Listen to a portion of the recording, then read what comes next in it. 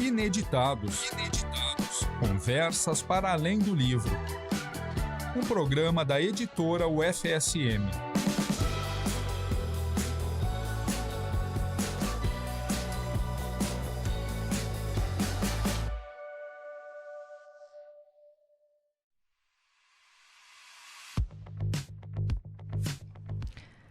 Olá para você que nos acompanha aí do outro lado. Aqui é Jéssica Dalcin e estamos com mais um Ineditados, @Ineditados Podcast no Instagram. Conversas para além do livro, programa da editora da UFSM, aqui na UniFM 107.9. Hoje, 2 de março de 2026, o retorno às atividades letivas aqui na Universidade Federal de Santa Maria e nos seus campi adjacentes, né? Sejam todos muito bem-vindos, os nossos estudantes que agora iniciam uma importante etapa de suas vidas aqui na UFSM, e você que nos escuta no rádio, que nos carrega na carona, muito obrigada. Estamos aí mais um ano juntos, desde setembro de 22, agora em 26. Muito obrigada. Você pode acompanhar as iniciativas da editora no Instagram, em @editoraufsm, e ainda no @livraria e grife UFSM, tudo junto, é a nossa loja, que fica ali na entrada da instituição, junto do Arco, no campus de Santa Maria, né, com muita coisa legal. Tem novidades agora para volta às aulas, copos, canecas, bolsas, planners, além dos livros, claro, mas tudo para tu sair exibindo aí lindamente a marca da UFSM por aí. @Ineditados Podcast, @Editora UFSM e @Livraria e Grife UFSM, tudo junto.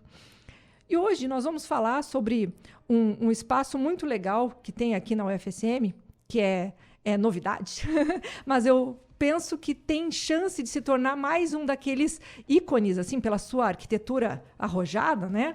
É o nosso espaço chamado Museu do Conhecimento. Quem já entrou assim no sentido norte-sul da UFSM, passa pelo planetário, passa pelo centro de convenções, vai indo adiante, vai se deparar com um prédio arredondado, arrojado, parece uma nave espacial. É o Museu do Conhecimento. E hoje a professora Cláudia Bellocchio está aqui para fazer um panorama geral sobre as atividades que são desenvolvidas ali, sobre a própria origem da construção, né, professora Cláudia? Seja muito bem-vinda. Muito obrigada. Boa tarde a todos que estão ouvindo neste momento. Uma grande alegria, Jéssica, ter sido convidada, né, por este canal tão importante de divulgação da universidade.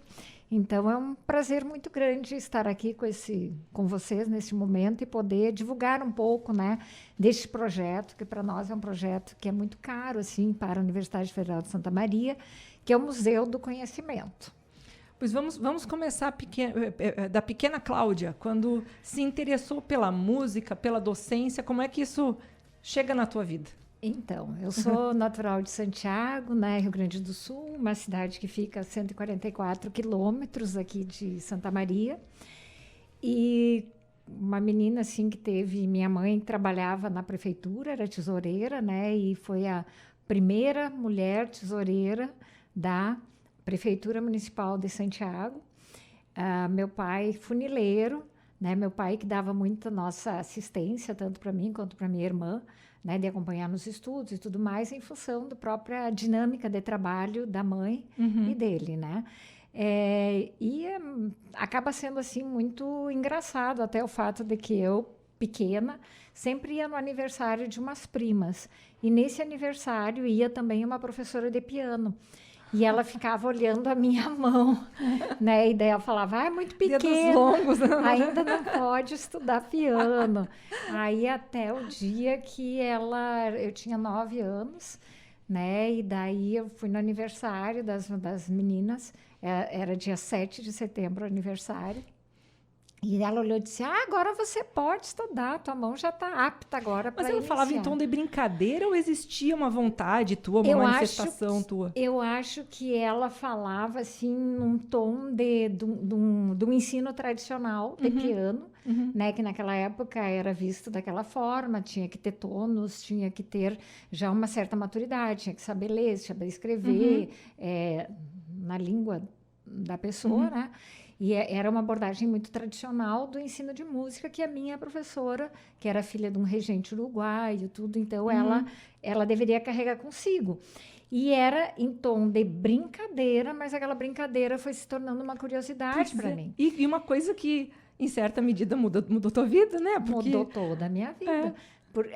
Aí eu tenho lá meu primeiro caderno que está anotado. Dia 13 de setembro eu estava matriculada e estudando na escola dela.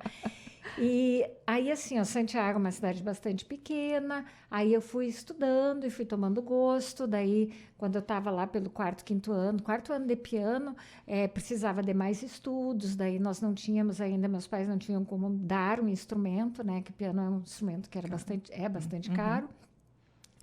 Então, tinha colegas, né, da família Nicola, que eram parceiras da gente, daí a dona Ubaldina Nicola me emprestava o piano das filhas dela, né, da Denise, para que eu pudesse estudar. Daí eu ia estudando, e daí eu fui crescendo, assim, na música, até que daí quando eu fiz 14 anos, daí meu pai me deu um piano de presente, né, daí eles se juntaram em Santiago, ele e outras pessoas, e conseguiram fazer a compra conjunta de uns 5 ou 6 pianos, para outras pessoas que também estavam mais adiantadas. Barateou um pouco o custo, frete, essas coisaradas todas. E daí foi que eu fui fazendo música. Aí comecei a gostar e eventualmente daí na escola fui fazer magistério. Aí no magistério, como eu já tinha um nível muito adiantado de música, na hora de fazer trabalhos musicais com as crianças, né, eu estudando no colégio de irmãs, as irmãs me chamavam, daí eu comecei a fazer um trabalho meio que de musicalização, sem saber que era musicalização. Mas eu já, então, fazia magistério, né? Mas na época a gente nem falava em musicalização. Trabalhava com as crianças, montava bandinhas rítmicas e tocava piano, as crianças cantavam. Aí foi indo, daí, cara, que faculdade que eu vou fazer, né? Eu vou fazer música. Só que daí, na época, era possível fazer 2 faculdades. Sim. Então, eu fiz a faculdade de música, entrei, e no outro ano, daí eu prestei vestibular para a pedagogia. E daí entrei na pedagogia. Então, eu fui fazendo, né, as 2 faculdades em conjunto, música e pedagogia. E isso, de certa forma, algo que eu me envolvi muito durante o curso de música, mesmo fazendo pedagogia junto, foi com o coral da universidade. E o coral é um espaço coletivo de produção de conhecimentos. Então, eu sempre me senti muito bem de trabalhar... Que foi onde nós nos conhecemos, porque na época que eu fazia o projeto que acontecia lá no antigo hospital universitário, no antigo hospital que era de várias... Tinha vocal individual e tinha coral também. Exatamente, daqueles tempos. Então, assim, eu sempre... acabei muito envolvida com essa coisa da música no coletivo, não da música como instrumentista, né? E daí fui, aos poucos, migrando, assim, trabalhando com educação musical e mesmo durante a graduação, fazendo muitos cursos de imersão no verão, indo para Curitiba, para Cuiabá, para Uberlândia, São Paulo, Rio de Janeiro, atrás de formação musical coral.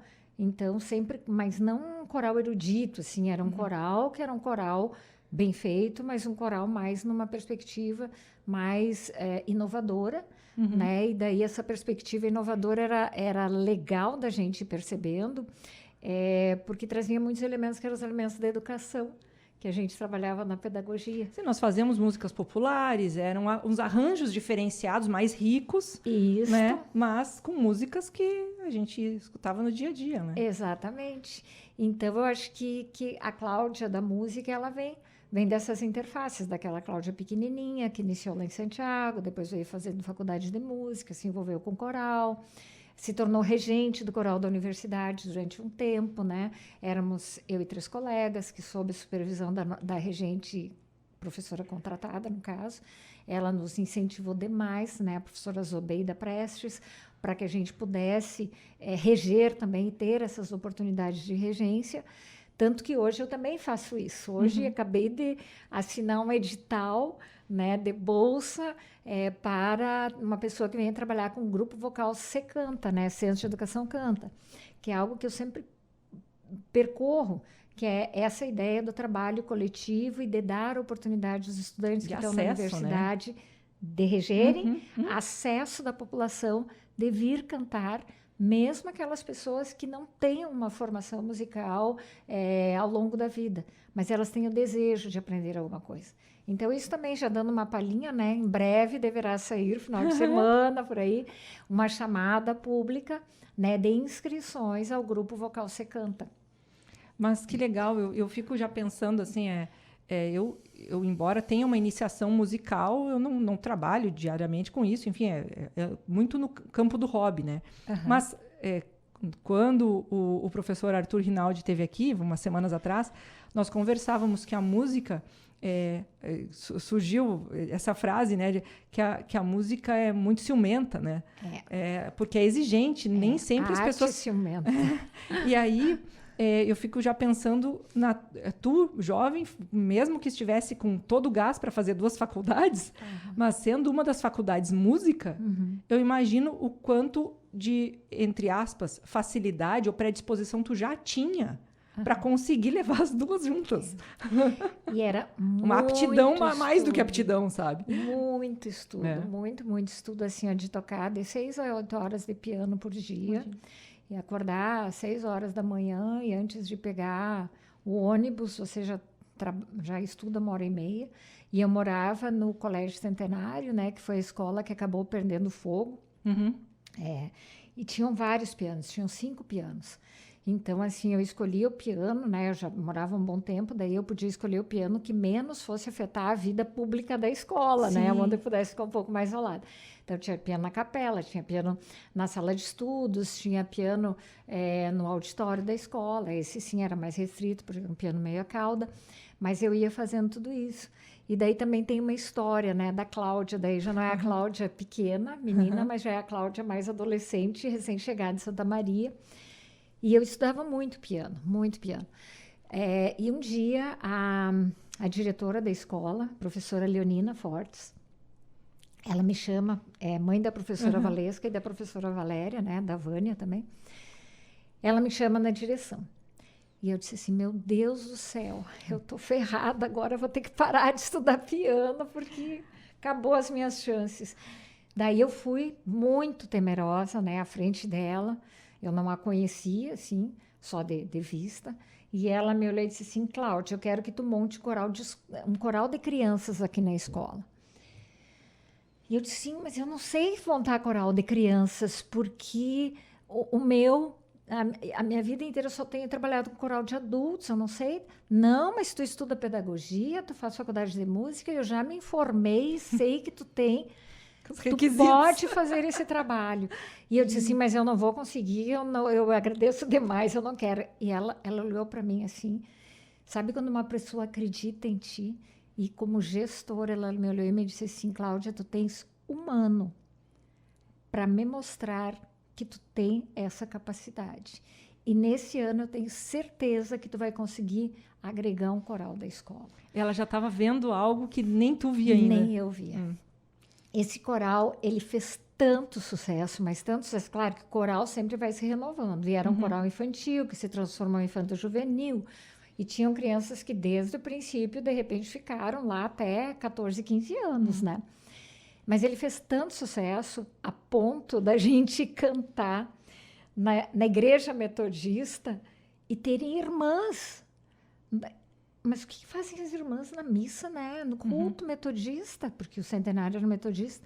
Aí eram as irmãs me convidando para ir trabalhar numa outra escola, uma escola da rede cristã, né? E, não pode. Aí o irmão Bruno, que se tornou um grande amigo, que era o regente do coral do Marista Santa Maria, irmão Bruno Klein. O irmão Bruno me convidava para ir lá, para trabalhar a técnica vocal com as crianças. Daí eu ganhava almoço em contrapartida. Que ano era isso, mais ou menos? 1990 e pouco? Ah, não, antes. 1988, 89, 90, por aí. Então, nós conseguimos fazer naquela época até um circuito musical de canto coral que as escolas começaram a ter corais e a gente começou a fazer até festivais, encontros. O Marista nos recebia, daí às vezes era o centenário, nos recebia, fazia cachorro-quente para as crianças e cantávamos, sabe? Então, assim, eu devo também bastante, né, a essa confiança que a dona Leonina me deu na época, né? E isso tudo foi me fortalecendo como profissional, a ponto depois de fazer um concurso público, né, aqui em 91. Agora entramos em março, né, dia 27 de março, eu vou completar 35 anos na carreira docente como professora de educação musical. Obrigada. Parabéns. Então, assim, e estou sempre lutando ainda, entendeu? Para que a música seja mais coletiva, mais vista, mais ouvida. E como é que, então, agora já que a gente mencionou tua entrada na UFSM, né? Como é que as coisas aqui dentro foram se delineando até... Porque, pelo que tu conta, vira uma coisa quase natural o teu trabalho junto da música e educação. Né? São coisas que sempre estiveram alinhadas na tua história.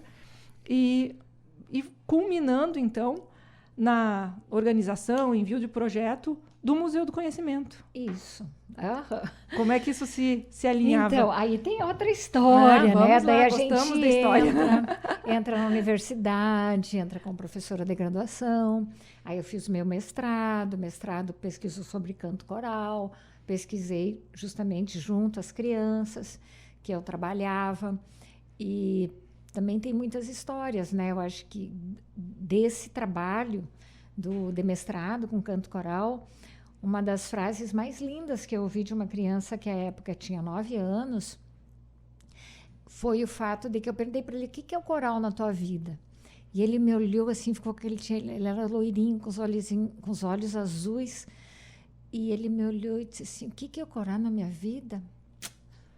Já sei, coral é uma sabedoria. Eu falei assim: como assim? O que é uma sabedoria? E ele, se é uma sabedoria, a gente não tem que ficar explicando, a gente pode sentir. Que amor! Então, assim, uma coisa muito forte, o pai dele era filósofo aqui da universidade, é o professor Christian Hahn. Infelizmente, esse meu aluno, no ano passado, ele faleceu. Mas uma pessoa, o Benjamin Hahn, era nosso colega aqui na universidade também, né, servidor. E assim, mas... são as marcas que ficam na vida da gente, né? Então, assim, desse mestrado. Depois de fazer doutorado, daí fiz o meu doutorado, terminei ele na URGS. Trabalhei muito na perspectiva dos professores unidocentes, que são aqueles que não têm formação musical específica, mas são aqueles que trabalham com as crianças na educação infantil, nos anos iniciais. Então, as possibilidades aí de mediação da música, possibilidades, limites e tudo mais. Aí eu me tornei doutora. Me tornando doutora, né, a via talvez mais direta, fosse ingressar no programa de pós-graduação em educação, como aconteceu. Tu teve até o livro, né? Um livro Educação Musical e Unidocência. E Unidocência. Aqui eu vejo pela editora Sulina, mas eu acho que nós tivemos uma coedição aqui pela UFSM, né? Não sei. Não foi coedição. Eu tenho 2 livros publicados nessa. Tem uma pela Sulina, que é o último, e tem o outro, nossa, agora... Um é Sulina e o outro. Daqui a pouco vem a editora. Acabei. Eu abri a capa aqui, realmente esse que eu me recordo é o da Sulina, mas eu já vi ele ali na editora, então eu estava juntando uma coisa com a outra. Mas nós temos ali nós temos na nossa livraria. Essa é uma bandeira nacional, assim, que nós carregamos, né, aqui da Universidade Federal de Santa Maria, que pelo fato de, na reformulação de 1984, a professora Terezinha Bellinazzo e a professora Nilce Helena Pipe, também outras professoras, professora Dulce Correia, a professora Undina, elas pensaram num projeto de curso de pedagogia que não reproduzisse a educação artística que já estava com seus dias contados. Então, elas criaram disciplinas específicas. E eu fico pensando, quando eu me recordo da minha educação artística, né, as disciplinas de educação artística, o que se via? Era muito artes visuais e um espaço muito reduzido para música e teatro. E para dança. E para dança é menos ainda. Nem se, eu acho que, vou ser honesta aqui, mas eu acho que nem se cogitava a dança. Exatamente. Né? Quem queria fazer alguma atividade de dança era extracurricular, ficava muito caracterizado como algo externo, né? Exatamente. E era uma queixa que eu tinha, embora eu sempre tivesse alguma aptidão para desenho, gostasse de desenhar, eu gosto muito de música e de cênicas. Eu cheguei a fazer também na escola e tal, como outras atividades. Mas eu pensava isso, se a educação é artística, por que não é uma arte mais ampla, né? Daí, por causa do acesso. Desenhar todo mundo mais ou menos consegue, levar uma caixa de lápis de cor. Né? Também. Fica mais quietinho. Exatamente. Então são os nossos desafios da profissão e os desafios que precisam muito ser acreditados e creditados também, né? Porque a gente tem que fazer muito para que isso aconteça, né? Lutar assim constantemente. Bom, daí eu ingresso na pós-graduação, aí comecei, logo que ingresso, sei lá, uns 5, 6 anos depois, comecei a tentar, então, virar pesquisadora, né, ter bolsa de pesquisa junto ao CNPq, que é um órgão de fomento, né, as pessoas que atuam em pós-graduações, em institutos de pesquisa e tudo mais. Aí, depois de algumas submissões, eu me tornei pesquisadora. E daí, estava no movimento a universidade de fazer alguns projetos, porque o Museu do Conhecimento ele é um projeto que foi aprovado e financiado, né, pela FINEP e que também, né, claro, obviamente, com alguns recursos de aportes da Universidade Federal de Santa Maria, mas, sobretudo, é um projeto FINEP de pesquisa. Né? O Museu do Conhecimento é um lugar que deve fomentar, gerar e popularizar as pesquisas que são feitas no campo das humanidades. E daí nós já tínhamos o histórico, né, ao longo da história da universidade, de 2 CT-INFRAs aprovados no campo das ciências humanas. E o Museu do Conhecimento, então, é o terceiro projeto CT-INFRA aprovado, né, no campo das humanidades. O CT-INFRA, só para quem nos escuta aqui, é o Comitê Gestor do Fundo Setorial de Infraestrutura. Isso. Né? acaba sendo responsável dentro... um órgão do governo, na verdade, Isso. Né? Para fazer essas diretrizes de implantação orçamentária nessas questões estruturais, né? Isso. De infraestrutura. Em apoio à pesquisa. Então, são... normalmente esse valor vai para equipamentos, prédios, né? São coisas mais palpáveis, assim, materiais. Para essas duas finalidades, para equipamentos e construção de prédio. E o nosso, no caso, né, foi para a construção desse prédio, que realmente ficou um prédio muito diferenciado no contexto da UFSM. É um prédio que fica aqui na sequência, né, da Casa de Comunicação, Passeio de Convenções, a Casa de Comunicação, e o próximo prédio à esquerda, na entrada, né, do Parque de Inovação, que tem a Proinfra ali, tem alguns também, tem outros projetos ali, tem alguns laboratórios, setor de virologia e tudo mais. É um projeto bastante diferenciado, né, que ele teve assim, uma concepção nossa, mas teve também, nós dissemos mais ou menos o que nós gostaríamos que fosse, que se configurasse. Mas quem construiu e teve a ideia de fazer da forma que foi feito foi o arquiteto, né, Benoni Paul, que é nosso arquiteto aqui da Universidade Federal de Santa Maria.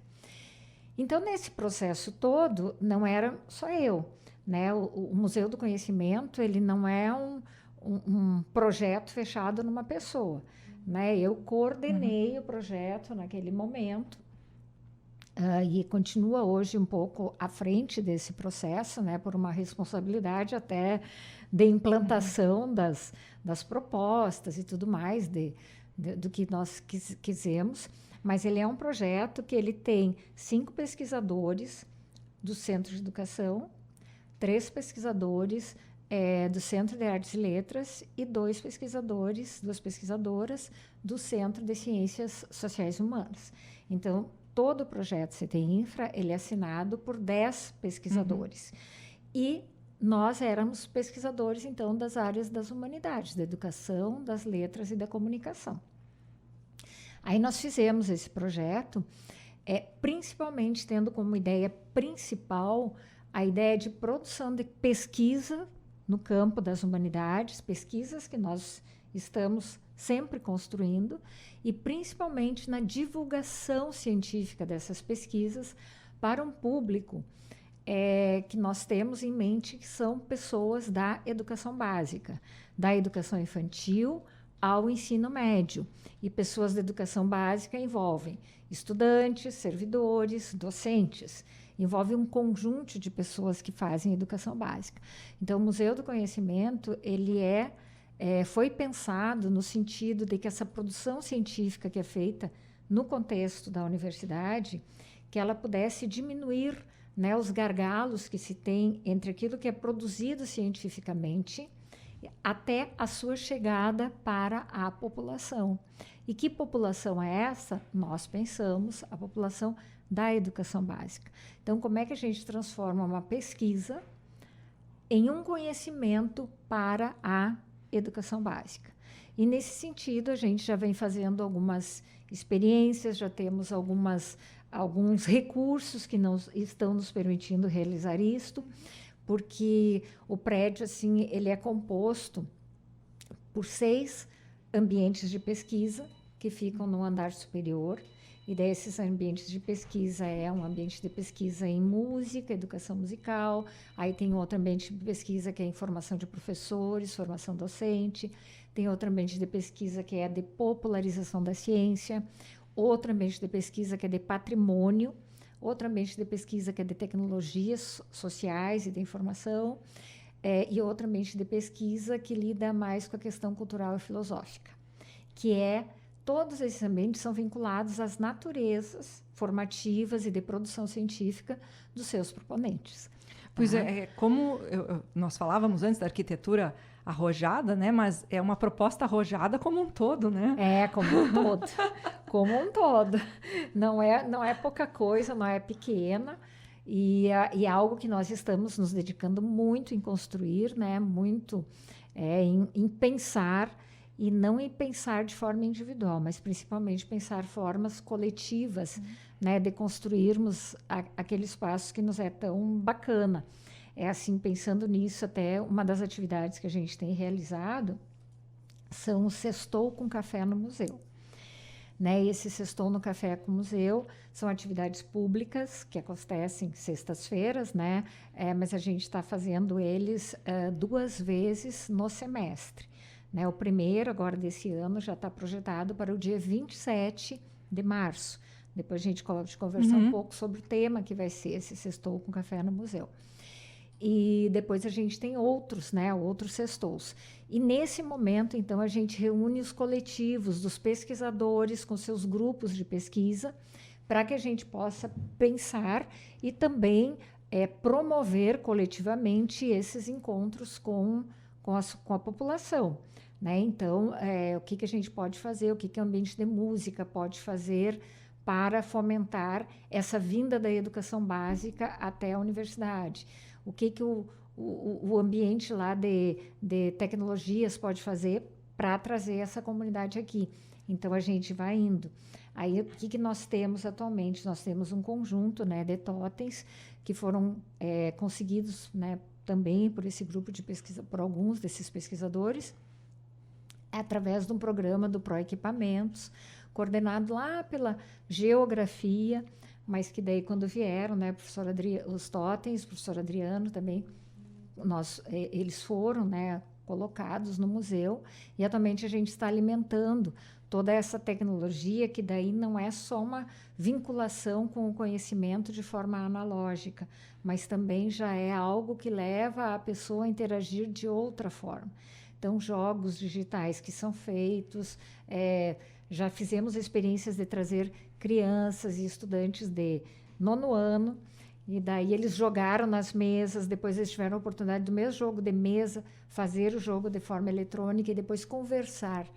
O que é uma coisa, o que é outra coisa, o que tem por detrás de cada coisa dessas. Fazendo uma análise, daí para ter um momento crítico também, né? Exato. E principalmente tentando movimentar no pensamento daquele que está no museu o fato de que não é só estar lá e interagir, mas é pensar o quanto que a participação dessa pessoa leva ele a um exercício de pensamento que acaba sendo uma construção de um pensamento científico.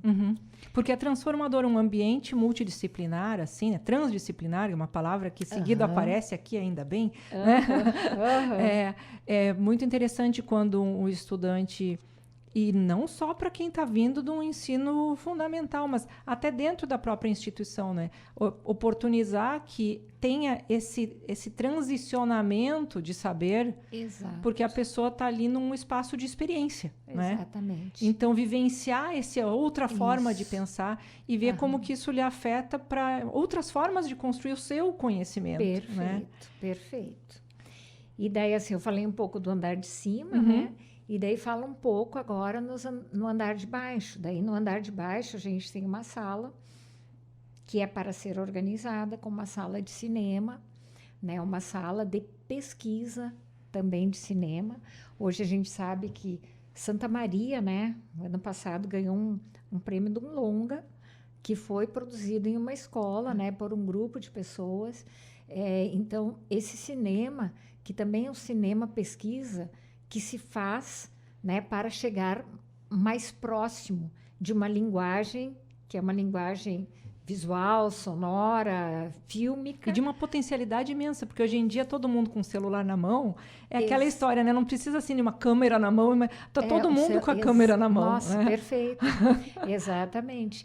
Então, a gente tem esse ambiente preparado, que ainda não temos o cinema, mas ele está lá, e estamos lutando, né, para isso, para que aconteça.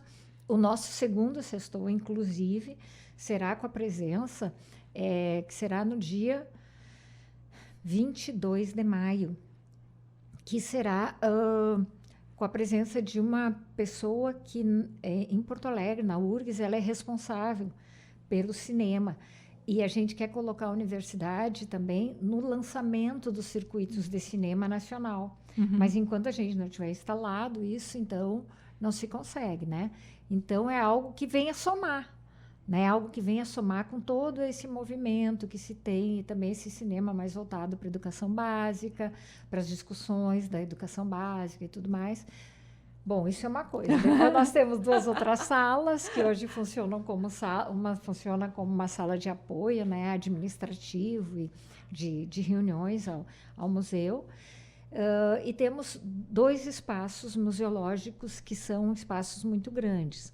Um que é pensado mais para ser com protótipos e trabalhos mais analógicos, e o outro espaço que pode ser ligado ou ser fechado, porque tem uma porta que divide os 2 ambientes, ele também vai ser um espaço, ele é um espaço que é designado mais para interação e mais para as tecnologias digitais, não tanto só humanas, mas digamos que humanas digitais.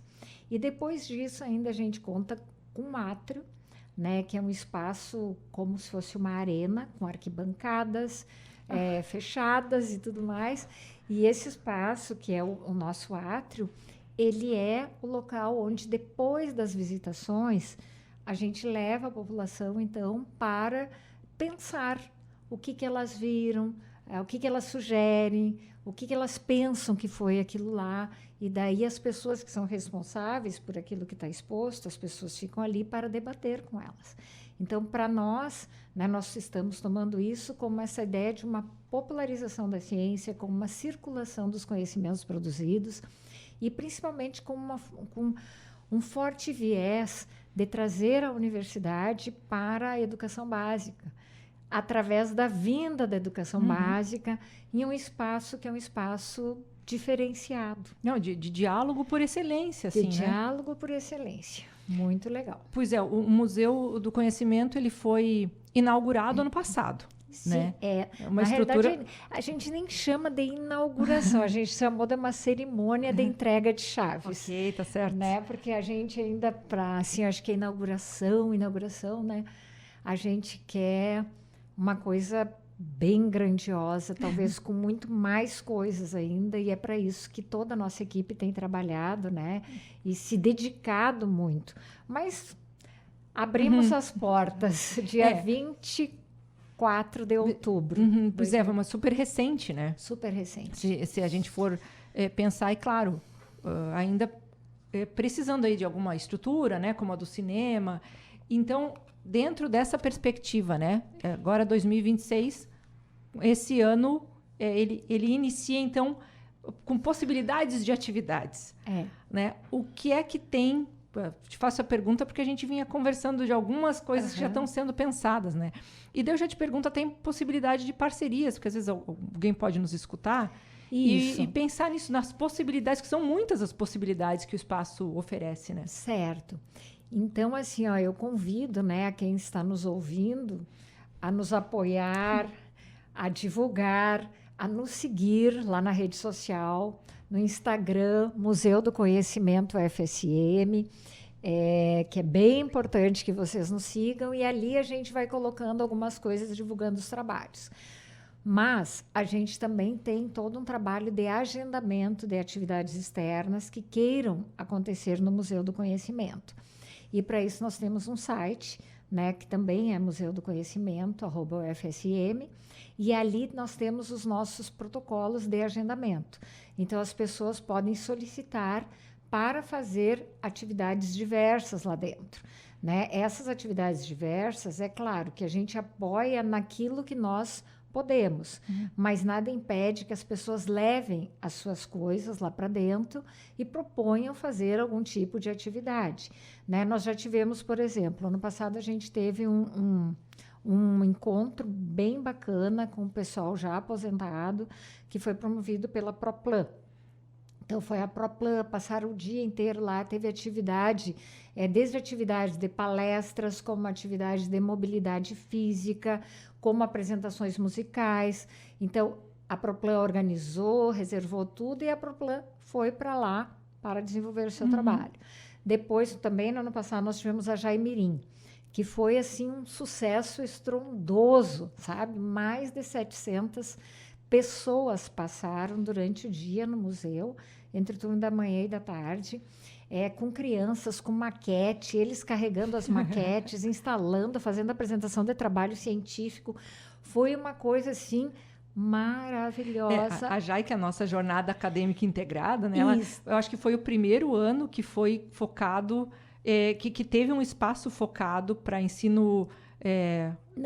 ela já vem acontecendo, só que ela não acontecia ali, né? Mas tinha, se eu me recordo, enfim, mas posso estar enganada, tinha algo que era já focado para ensino médio. Isso. E daí agora, ou não no ano anterior, no outro, né? No ano retrasado, que começaram a trazer também a criançada mesmo, né? Exatamente, a educação básica, né? E daí veio o pessoal das escolas da Quarta Colônia. Que para eles é uma verdadeira excursão virem para o UFSM. Olha, foi uma coisa assim, ó, maravilhosa. Aí o pessoal da Pré, que organiza, se instalou lá dentro, reuniões e tudo mais, aconteceu o evento.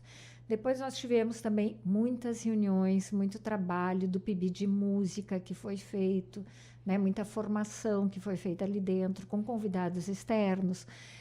Tivemos também, deixa eu lembrar, tivemos a Olimpíada de Filosofia, que uma parte das Olimpíadas da Filosofia foi realizada no Museu do Conhecimento, inclusive foi o evento que deu o start, né, foi anterior ainda à cerimônia de entrega de chaves, e daí era uma galera assim, mais ensino médio, muito, muito, muito legal.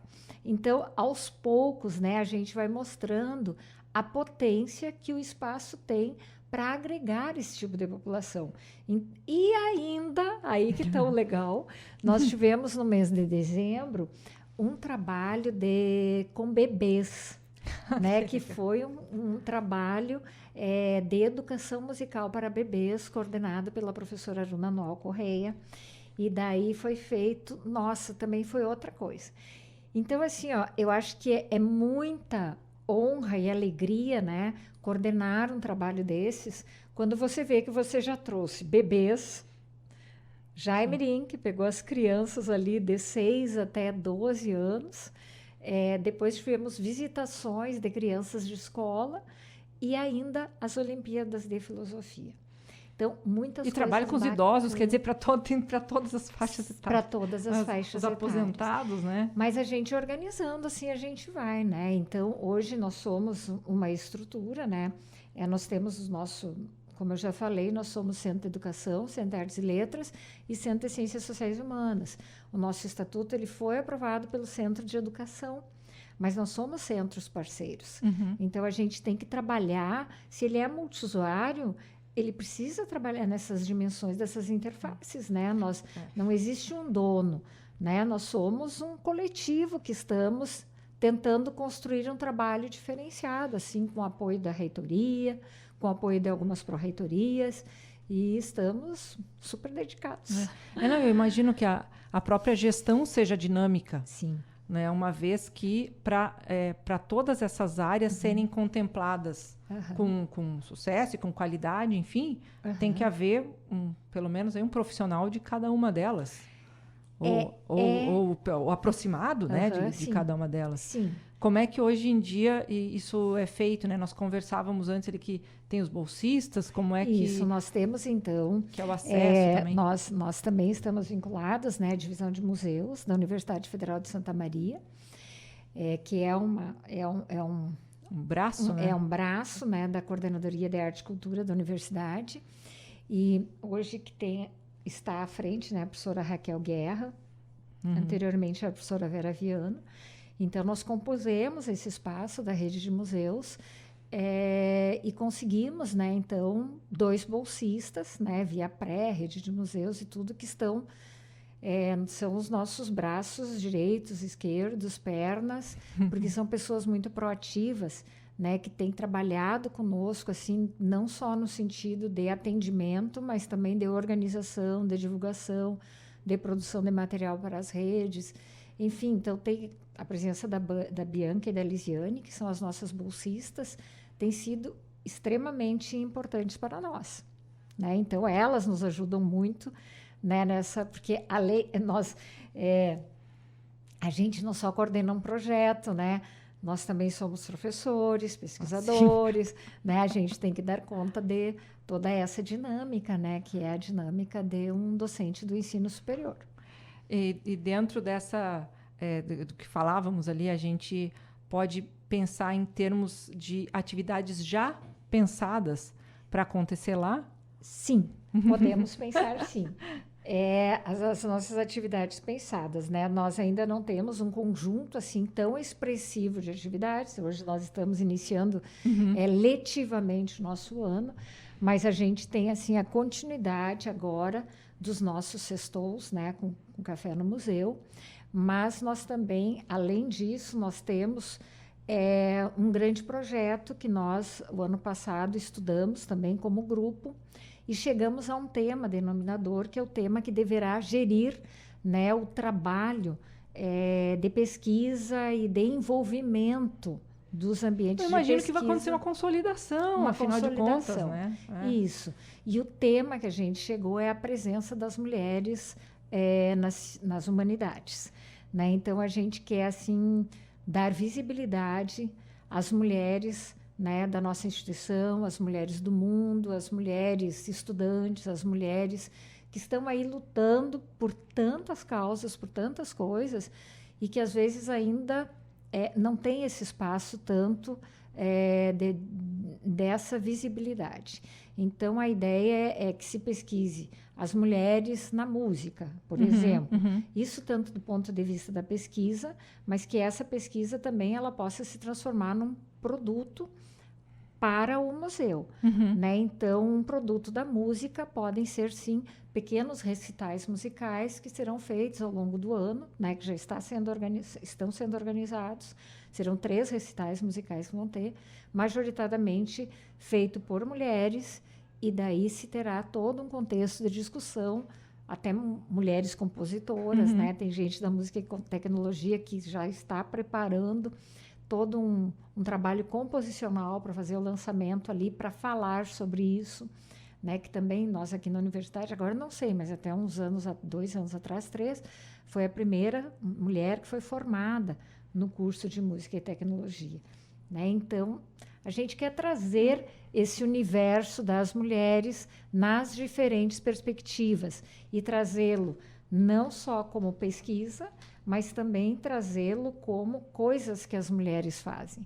Mulheres que fazem teatro, mulheres que dançam, mulheres que contam histórias, mulheres filósofas, mulheres das ciências sociais, mulheres da comunicação, mulheres. Tá? Esse é o tema, é a presença das mulheres. Então, isso no dia 27 de março, que eu falei que vai ser o nosso sextou, será a discussão e a apresentação dos projetos pelos pesquisadores. Desde a semana passada, eu estou me reunindo com os pesquisadores dos ambientes de pesquisa e trazendo essas ideias, então, para que a gente possa amadurecer e construir lá. Além disso, claro que a gente pretende, né, consolidar, então, a Jaimirim, os encontros dos aposentados e outras ações que são bastante importantes, assim, né? E também fazer parcerias, né, com outros centros, com outras, o próprio Geografia, né, que assinou o trabalho aí do Proequipamentos, que é muito vinculado às tragédias climáticas. Então, daqui a pouco eles estão trazendo, como já trouxeram, materiais para serem divulgados, discutidos lá naquele contexto, né, com pessoas que são os convidados deles, né? Tudo é publicamente divulgado, né, principalmente no nosso Instagram e também na página do museu. Eu estava olhando aqui, para quem quiser acessar, eu acho que hoje em dia é muito simples, se botar Museu do Conhecimento UFSM no Google, muito provavelmente o primeiro link que vai aparecer é esse. Isso. Mas é o ufsm.br/museus/Museu do Conhecimento, separado por hífen. Né? O ufsm.br/museu/museu-do-conhecimento. E aí tem aqui tem um espaço de agenda, né? Agendamento, regras. Perfeito. Fica bem simples. Aqui tem o e-mail de contato, os eventos passados e imagens. E a gente está indo aqui para os nossos 10 minutinhos finais. Eu queria encerrar com um comentário teu e até de onde surgiram as ideias pela estética do museu, que eu acho ela muito icônica.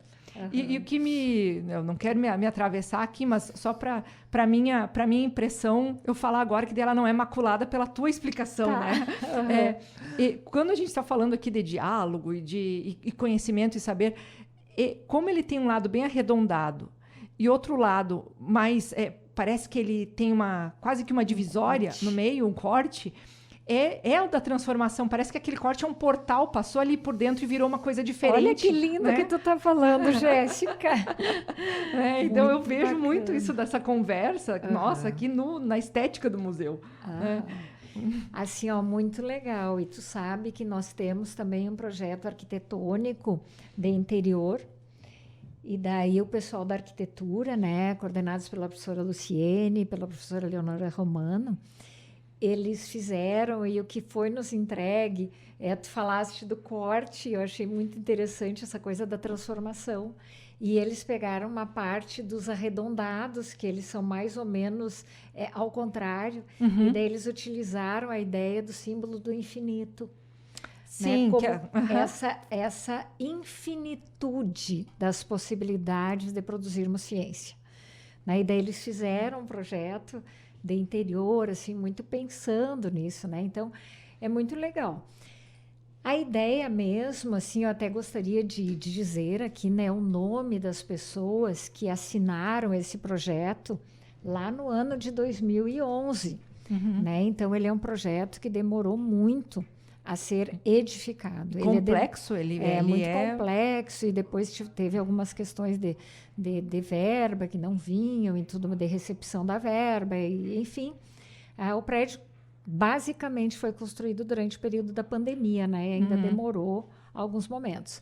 Mas daí as pessoas que assinaram naquele momento, né, até um agradecimento público aqui aos colegas, professora Ada Cristina, que é do Centro de Ciências Sociais Humanas, professora Marildo Trevisan, do Centro de Educação, professora Desirê Maltarrote, já aposentada, que é do Centro de Artes e Letras, professora Doris Pires Vargas Bolzan, que é do Centro de Educação, professora Eugênia Mariana da Rocha Barrichello, do Centro de Ciências Sociais Humanas, professor Pedro Luiz Brum dos Santos, do Centro de Artes e Letras, Rosane Úrsula Umbar também, do Centro de Artes e Letras, professor Valdo Hermes Barcelos, que é do Centro de Educação, e professora Valesca Forte de Oliveira, do Centro de Educação. Fomos nós. E daí, na hora que nós tivemos esse projeto aprovado, que naquele momento o professor Hélio Leães era o pró-reitor de pós-graduação e pesquisa, o professor Manfredo Horner era o assessor, né, dos projetos institucionais.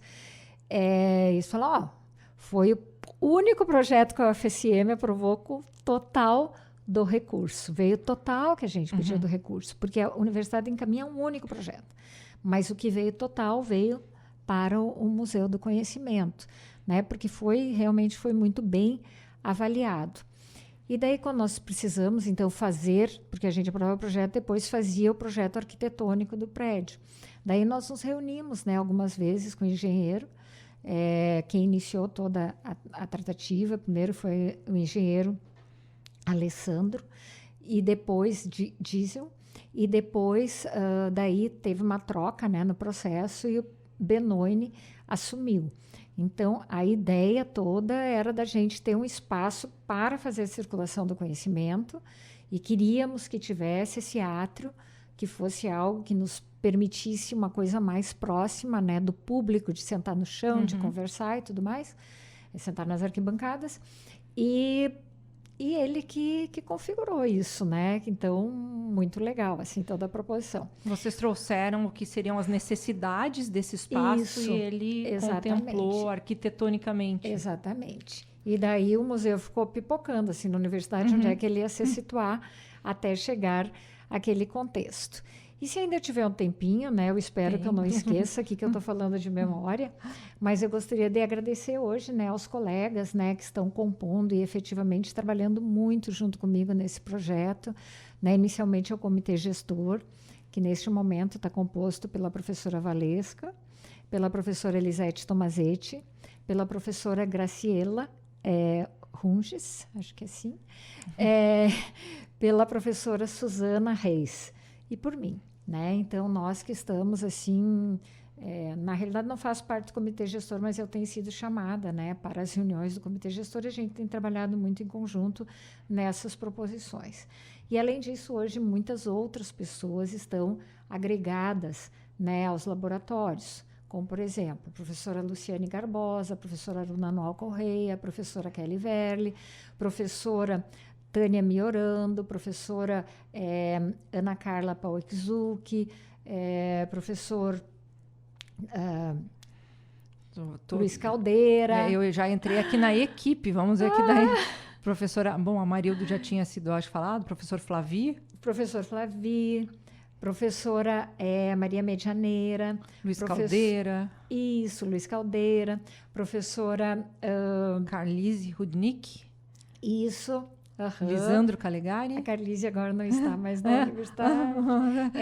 Mas, enfim, hoje a gente tem um coletivo, né, que cada pesquisador, professor Lucas Amberlan. Lucas Amberlan está aqui.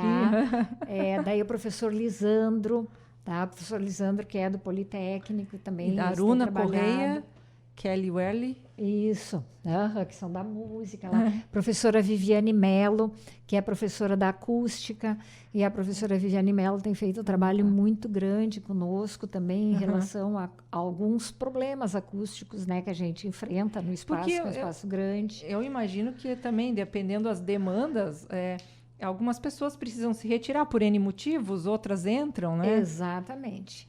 Então, assim, tem todo esse movimento, né, que a gente vai fazendo de agregar novas pessoas. E a professora Marta Borim também, que está conosco. Provavelmente o professor Guinter está me ouvindo, professor Guinter, estão te esperando. E assim como outros, eu estou lá para recebê-los, para conversar. O Museu do Conhecimento é algo que precisa decolar, né? É um espaço coletivo da nossa universidade, com organização, com vontade. A gente vai conseguir fazer daquele espaço um espaço bastante diferenciado no contexto da nossa Universidade Federal de Santa Maria. Eu fico bastante feliz, né, de saber que a instituição tá contando com um espaço com essa vocação, né? E faço votos, então dou meus parabéns e faço votos aí de muito crescimento e sucesso agora, de 2026 em diante, porque é um projeto novo que já nasce grande, né? É isso que salta aos olhos, assim, envolvendo muita gente e esses espaços de troca, eu acho que são cada vez mais necessários para que a gente compreenda que é normal eu chegar no fim do episódio, eu dou uma viajada. Mas assim, quando a gente fala em centros, né, os nossos centros, a gente busca espaços cada vez mais dinâmicos e cada vez de troca maior. Isso. Mas ainda é o centro, parece que é um grande pilar daquele conhecimento.